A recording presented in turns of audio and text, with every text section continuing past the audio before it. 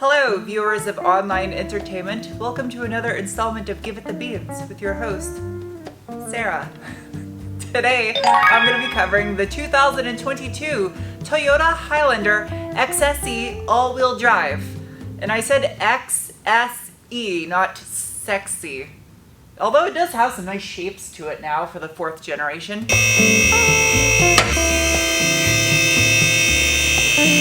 We live in an era where fake tips tend to dominate the automotive market.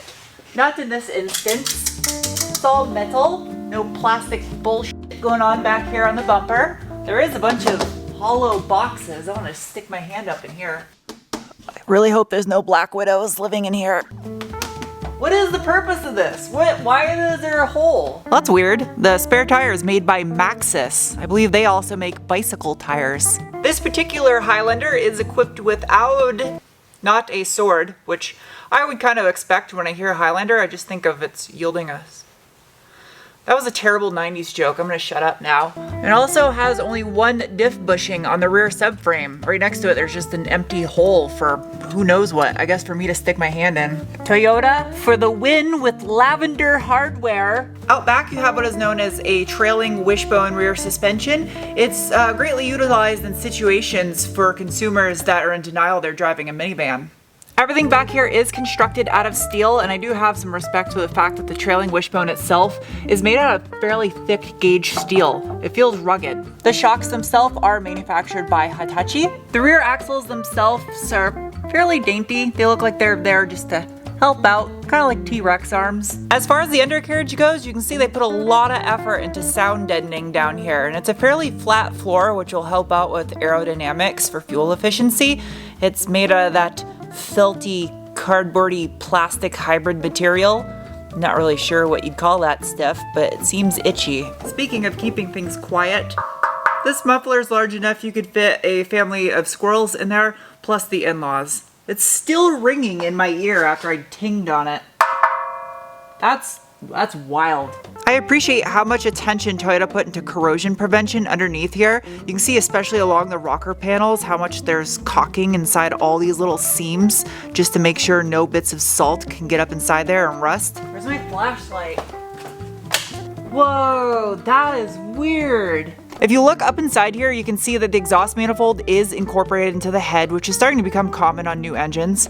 There's a 4-bolt flange, it looks like. But what is odd to me is that the front bank of cylinders has its pipe that goes all the way down underneath the transmission. And then the other one goes up over the subframe and the steering rack. And it's definitely unequal length, so this thing would sound kind of cool, I think, with an uncorked exhaust. So these 4th generation Highlanders still utilize a transversely mounted drivetrain configuration. The all-wheel drive ones in particular have a AWD 8-speed direct shift automatic transmission as jointly developed with Toyota and Aisin. Now these transmissions, if you have hopes and aspirations for twin turboing one, have a limitation of 430 newton meters of torque. So that's the threshold of input torque when they will finally pop. And also, this is designed as a lifetime service transmission. So you're not supposed to ever have to check the fluid level or service them. But if you do service them because you drive your Highlander aggressively, it's serviced similar to you would on a CVT. So the fluid has to be changed at a specific temperature to account for fluid expansion, and the level is critical on these. Up front, you have a traditional McPherson strut style front suspension. Everything is made out of steel other than the knuckle, which is aluminium, and someone just got really irritated because I said aluminium instead of aluminum. Deal with it.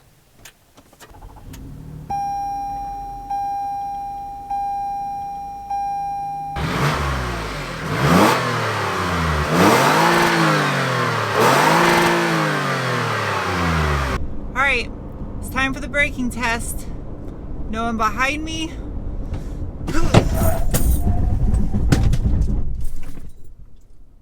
Oh, that was kind of violent.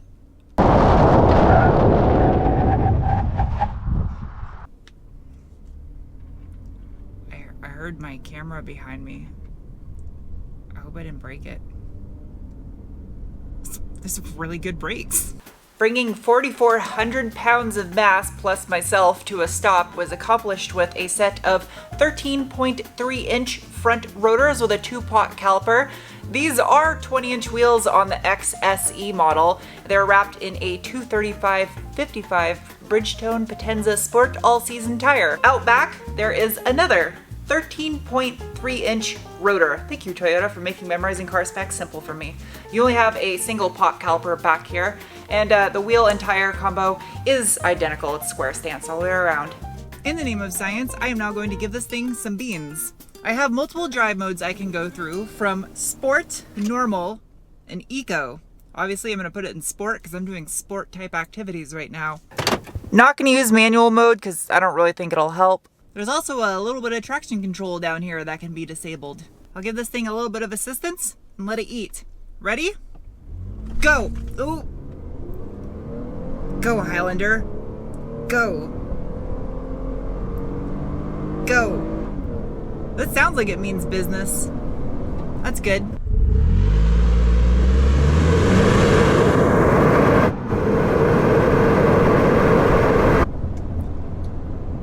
It does its job. It does its job. Pop, pop, pop. Pop, pop, pop, pop. Are you heavy or are you light? In the middle. Hello, and welcome to this entire YouTube video is essentially garage science, so why am I still doing this with my hand? With Sarah, hello.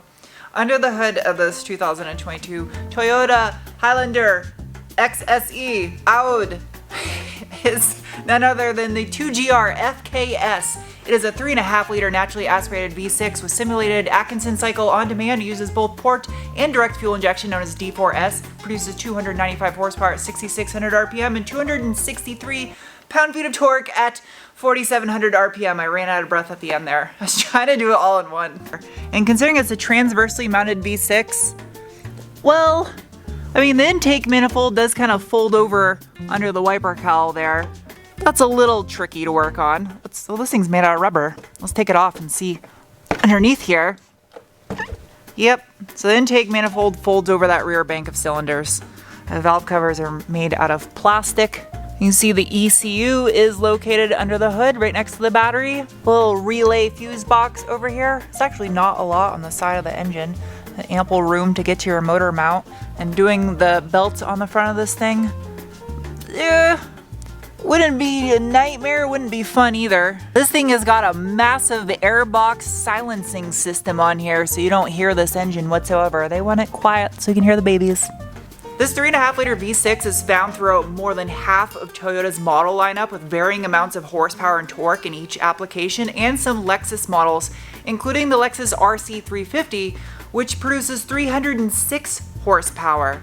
And I think where they extract those extra ponies is from the intake manifold, because that's one thing that is visibly different between the two variants of that engine. So for my enthusiasts watching right now that have to buy one of these because you pooped out a ton of kids, I'd be curious to what parts off of other Toyota models will bolt right up to this and extract some extra horsepower.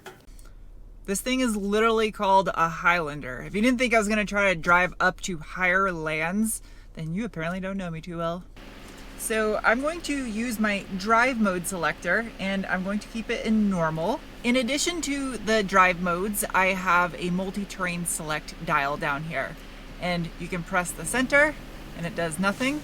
And then you can turn it to the left, it goes to mud and sand. Or to the right, rock and dirt. And there's also a button for snow. We don't have that right now. I'm gonna put it in rock and dirt. That seems fitting for this situation. There's no way this is gonna make it up this. I only have 8 inches of ground clearance too, so. Okay, made it up that much so far.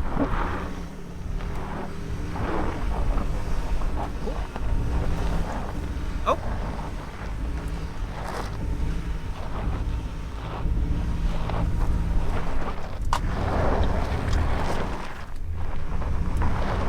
You gotta be kidding me.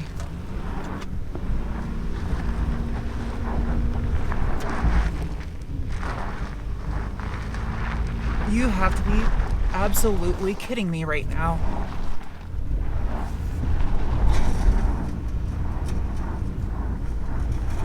You have to be kidding me. You gotta be kidding me. There's no way this is gonna make it up this. I made it to the top of it? Are you kidding me? No way! No way! Every single Subaru I've driven up that has failed. And the Highlander made it up on 20s. My heart is pounding right now. I can't believe this made it up there. That is the difference between this having a real transmission. It has an 8-speed automatic versus a CVT. Hill descent, letting me descend down this. I cannot believe this thing made it up that hill. Let's go places. Hell yeah. This Highlander is not a glorified minivan. Why don't they have a TRD off-road model of this? Toyota, you're missing out by making a TRD off-road Highlander. This thing's not terrible off-road. At least it climbed up that thing, and I didn't think it was gonna do it. You know how many vehicles I've reviewed trying to climb that have failed? This not bad at all. I'm gonna try another obstacle here. This thing has a 16.9 degree approach and a 21.1 degree departure. In case you were wondering. Oh, this is sketchy. I'm about to do 3-wheel motion here. Can it do it though? Yep, it can. Oh yeah. Highlander is not too bad. I seriously thought these things were just minivans with 4 doors. I'm going to turn my multi-terrain select knob over to mud and sand. Surprisingly enough, I was having trouble finding deep sand in the desert. Go figure. I don't know. I don't want to scout out a new off-road test area because I'm trying to keep it like a level playing field as a benchmark for all vehicles. Ooh, yeah, this is like you can even tell you're driving on sand. Give it the beans. Nothing. It doesn't care. It's not really deep sand. It doesn't care though. That's really a test of the tires than anything. This is more of an off-road vehicle than I thought it was. So is this a SUV that they turned into a minivan instead of the other way around, a minivan that was turned into an SUV? I mean, it's a unibody, but that doesn't mean anything because there's some excellent off-road vehicles that are built on a unibody. I don't know about the rear suspension choice back there, but it's proving to do okay. It is rather tinny feeling going over harsh bumps. These dampers are not well suited for high-speed off-road driving. Can you make it through gravel? Whee! Absolutely, it'll go through gravel.